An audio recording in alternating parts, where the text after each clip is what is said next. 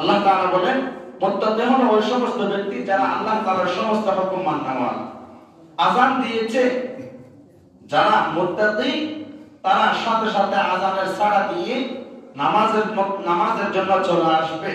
যারা মুত্তাকি রমজান মাস এসেছে তারা রোজা রাখবে। যারা মুত্তাকি তাদের উপর টাকা আছে তাহলে তারা এরকম যাকাত আদায় করবে। যারা মুত্তাকি তাদের টাকা আছে, মক্কা মদিনা পর্যন্ত যাওয়ার সামর্থ্য আছে, তারা কি করবে? হজ আদায় করবে। তাহলে মুত্তাকিদের এটা একটা গুণ। এখন হজ করা এটা অত্যন্ত আমাদের একটা গুরুত্বপূর্ণ বিষয়। হাদিসের মধ্যে যে ইসলামের 5টি বুনিয়াদের কথা বলা হয়েছে, 5টি বুনিয়াদ, ইসলামের যে 5 বুনিয়াদ আছে তার মধ্যে 2টি বিষয় হলো, 2টি বুনিয়াদ সরাসরি টাকার সাথে সম্পৃক্ত। টাকাও মানুষের প্রয়োজন আছে, কিন্তু ওই টাকাটা হালাল পন্থায় হতে হবে, হারাম পন্থায় না। হালাল পন্থায় আয় করা, উপার্জন করা, সে যদি কোটিপতিও হয় তাহলে সমস্যা তো নেই। হালাল পন্থায় অর্জন করা। হযরত উসমান রাদিয়াল্লাহু তাআলা, ওনাকে তো নামই দেওয়া হয়েছে গনি, গনি অর্থ ধনী। ওনার মতো ধনী আর কেউ ছিল না। উনি ইসলামের জন্য অনেক ত্যাগ স্বীকার করেছেন, অনেক কিছু বিসর্জন দিয়েছেন, তার ধন সম্পদ ব্যয় করেছেন। ধন সম্পদ ব্যয় করার জন্য তো টাকা লাগবে, তো টাকাও একটা প্রয়োজন। তো 2টা বিষয় সরাসরি টাকার সাথে সম্পৃক্ত, আর বাদবাকি 3টা নিজের আত্মার সাথে সম্পৃক্ত। যেই আত্মার সাথে সম্পৃক্ত 1 নাম্বার হলো ঈমান আনা।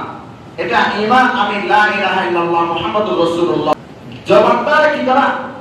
এই জবানদার এটা স্বীকার করা এবং অন্তর দ্বারা বিশ্বাস করা এবং কাজে কর্মে এটা পরিপূর্ণ করা, তার নাম হলো ঈমান। আমি বিশ্বাস করলাম কিন্তু কাজে কর্ম আমি সেটা বাস্তবায়ন করতেছি না, এটা পূর্ণাঙ্গ ঈমান হবে না। না, তাকে ঈমানদার বলা হবে। সেই ঈমান আনছে পরিপূর্ণভাবে, আল্লাহ তাআলার উপর তার ভরসা আছে, কিন্তু আমল করে না, তাহলে তাকে বেঈমান বলা যাবে না, কিন্তু সে পরিপূর্ণ ঈমানদার নয়। 2 নম্বর হলো নামাজ আদায় করা। তো নামাজ আদায় করা এটাও নিজের সাথে সম্পৃক্ত, এখানে টাকা পয়সার সাথে কোনো সম্পৃক্ত নাই। যেই ব্যক্তি মিসকিন তার যেরকম 5 ওয়াক্ত নামাজ ফরজ, যেই ব্যক্তি কোটিপতি তার জন্য 5 ওয়াক্ত নামাজ ফরজ। যারা কোটিপতি তার জন্য 6 ওয়াক্ত এরকম নামাজের কোনো বিধান আমরা পাইনি। 7 ওয়াক্ত নামাজ পড়তে হবে এরকম কোনো বিষয়ই নাই।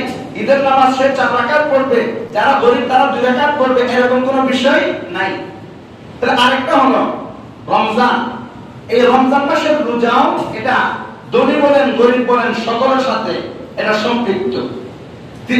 4 নম্বর যেটা আছে যাকাত আদায় করা, এটা সকলের জন্য না। যাকাত দিবে কারা?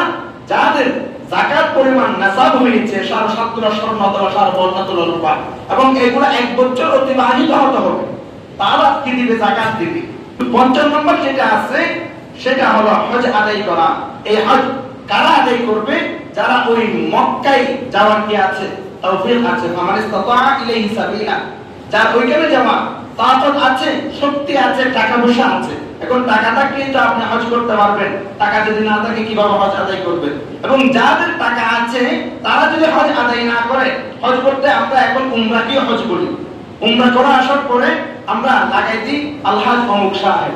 তাই এটা বলতে চাচ্ছি, যাদের টাকা আছে, সামর্থ্য আছে, এখন বর্তমান মনে হয় 5-6 লক্ষ টাকা রাখে, এই পরিমাণ যাদের টাকা আছে 6-7 লক্ষ টাকা এক্সট্রা, তারা অবশ্যই হজ না করে যদি মৃত্যুবরণ করে তাহলে 5 ফরজের 1 ফরজ আদায় না করলে যে গুনাহ সেই গুনাহ আল্লাহ তাআলা আপনাকে দিবে।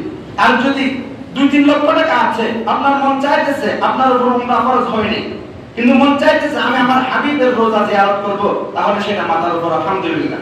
আপনার হজের টাকা নাই কিন্তু আছে 2-3 লক্ষ টাকা, তাই উমরা করেন, কোনো সমস্যা নাই। এটা বলতে চাচ্ছি আস-সাবিরিনা ওয়াস-সাদিকিনা ওয়াল-কানিতিন, আল্লাহ তাআলার সমস্ত হুকুম মানওয়ালা, যেটাই হুকুম আসবে সেটাই মানা। ওয়াল-মুনফিকিন, আল্লাহ তাআলার রাস্তায় খরচ করে, আল্লাহর মাল আল্লাহর রাস্তায় খরচ করা, এটা মুত্তাকিদের গুণ।